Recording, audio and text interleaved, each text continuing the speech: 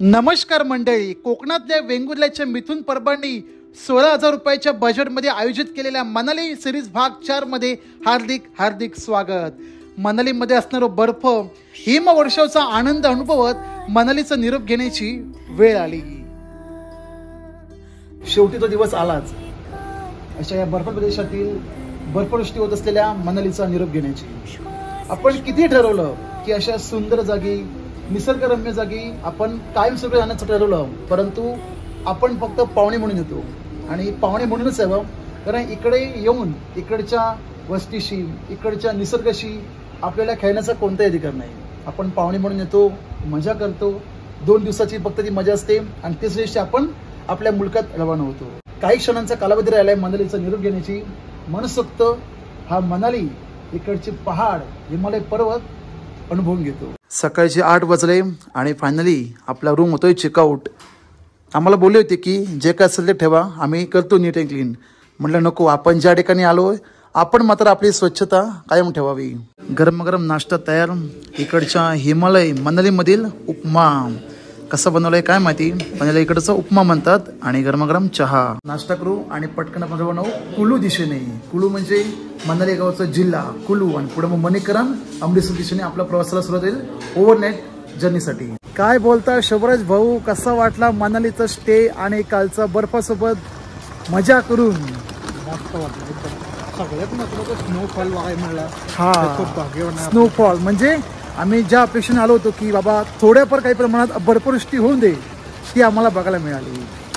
तुम्ही म्हणाल काय भूषण, किती वेळा सांगतोय नुसती बर्फवृष्टी, पण प्रत्यक्षात हे पाहिल्यानंतर आपलं भान राहत नाही की काय करू आणि काय नाही। परंतु पर्यावरणाची काळजी घेत थोडं भान ठेवलं पाहिजे, कारण काही प्रमाणात त्यांना पर्यटक बघितलं बर्फ जिथे दिसेल तिथे उड्या मारायचे, पण तो बर्फ इतका बेकार की आपला पाय कधी स्लिप होईल सांगू नाही शकत नाही। आपली बस समोर लागलेली आहे आणि बघू शकता समोर नदी वाहते, बियास नदी, आणि पाण्याचा फ्लो बघा एकदम धूम धडाक्या।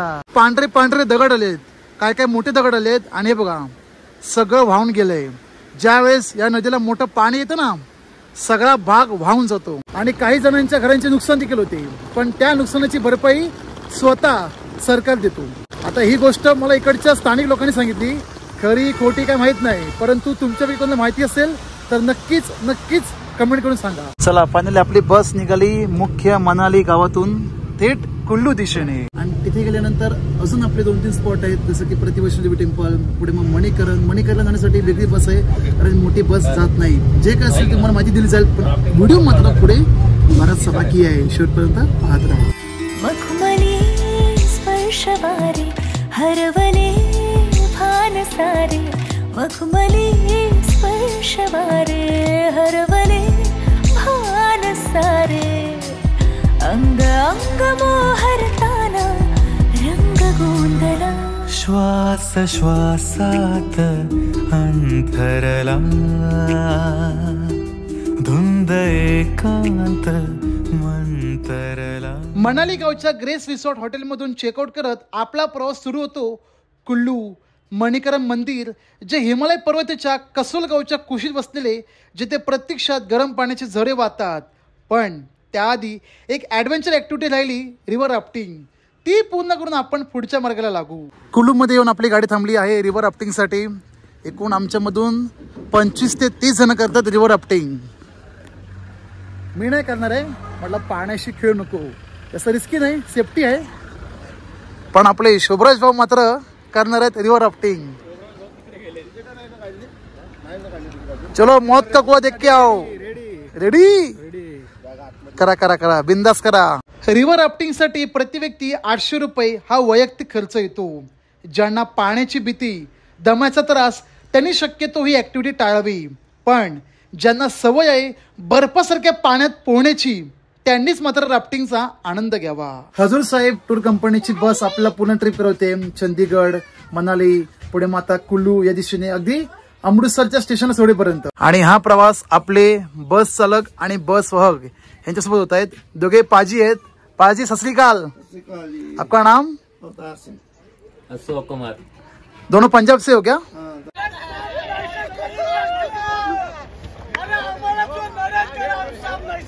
उडी टाका कोण टाकते टाक लवकर अरे इथे टाक व्हिडिओ साप नाहीशो केलं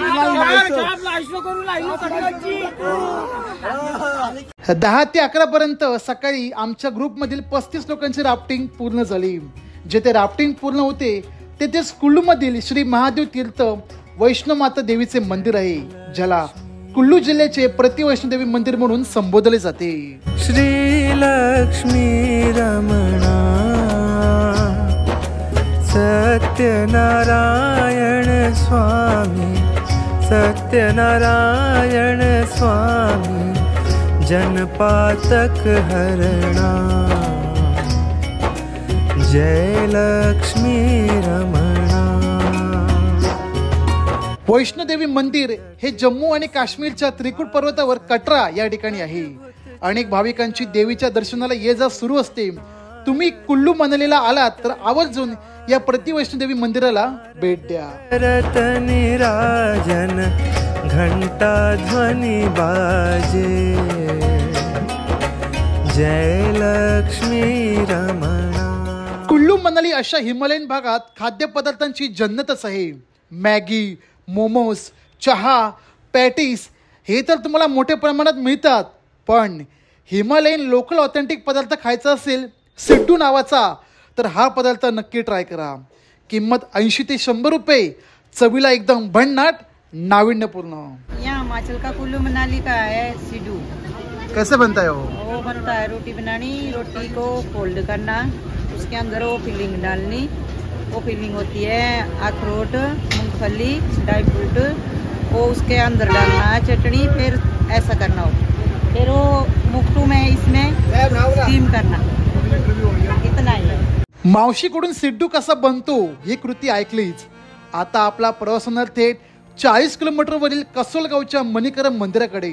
पण त्याआधी निसर्गाच्या या सुंदर सानिध्यामध्ये गरमागरम कुल्लू स्टाईल पद्धतीने बनवलेल्या जेवणाचा स्वाद घेऊ. मंडळी पुन्हा सांगतोय, 16,000च्या बजेटमध्ये संपूर्ण जेवणाचा खर्च आपला इन्क्लुडेड आहे.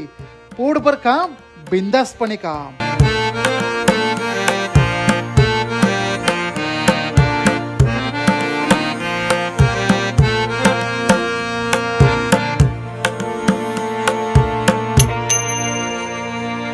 जेवण झाले, दुपारचे 3 वाजले. आपली मोठी बस तर नाही, पण या 3x2 लोकल बसचा प्रवास होणार थेट मणिकरणला. बाबा रे बाबा, जाणारा मार्ग असा काय धडकी भरवतो मी अनुभवला. जरा तुम्ही सुद्धा घ्या अनुभवून.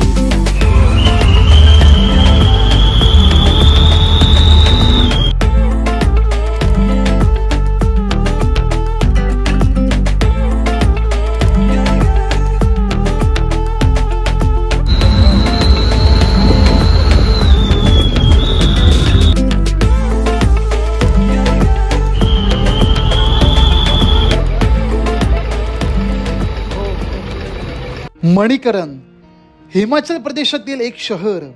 40 किलोमीटर कुल्लूपासून 1830 मीटर उंचीवर सर्वोत्तम गरम पाण्याचे झरे आहेत. पार्वती नदीच्या काठी वसलेल्या पांढऱ्या मंदिराखाली निघणारी गरम हवा. मणिकरण साहिब गुरुद्वारा हे चमत्कारिक तीर्थक्षेत्र म्हणून सुप्रसिद्ध. आणि या गुरुद्वाराची महत्वाची बाब इथे असलेले गरम पाणी. या चमत्कारिक गोष्टीची बाब शेषनागाचा राग. आता हा नेमका काय ते जाणून घेण्यासाठी तुम्हाला प्रत्यक्षात इथे भेट द्यावी लागेल. बाहेर मोठ्या प्रमाणात बर्फ जरी पडत असला तरी सुद्धा गरम पाण्याचे झरे हे वाहतच असतात. या उष्ण झऱ्यांमध्ये युरेनियम, सल्फर इत्यादी घटक आहेत जे तुम्हाला रोग आणि आजारांना बऱ्यापैकी प्रमाणात बरे करतात.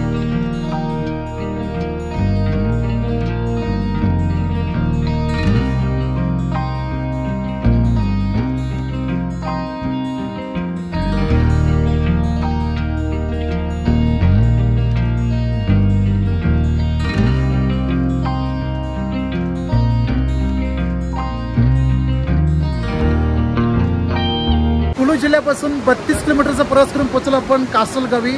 आणि कासलगावी या ठिकाणी असलेलं मणिकरण मंदिर आणि मागे गुरुद्वारा. दैविक चमत्कार या ठिकाणी तुम्हाला गरम पाण्याचे झरे पाहायला मिळतील. पाहू शकता इकडे 1 2 पुढे 3 4 सगळे हिमालय पर्वत, वरती बर्फ पडतोय आणि समोर पार्वती नदीचे खोरे. नदीचे पाणी इतकं थंड आहे, बर्फासारखं थंडगार, पण या ठिकाणी गरम पाण्याचे झरे. हाताला असा चटका बसला पाहिजे. तुम्ही स्वतः पहा किती वाफ निघते गरम पाण्याची आणि प्रत्यक्षात दगड पण लाल झाले.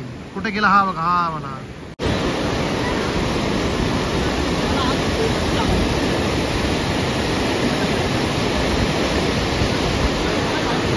नदी पात्रामध्ये उतरून गरम पाण्याची आंघोळ करणे अशक्य, म्हणून इकडे संत सरोवर बांधण्यात आले, जेणेकरून येणाऱ्या पर्यटकांना, भाविकांना या गरम पाण्याचा पुरेपूर लाभ होऊ शकतो. पाहू शकता एकदम स्विमिंग पूल टाईप बनवलंय. आता एवढं थंडगार बर्फ वातावरणामध्ये कोण अशी उडी मारेल.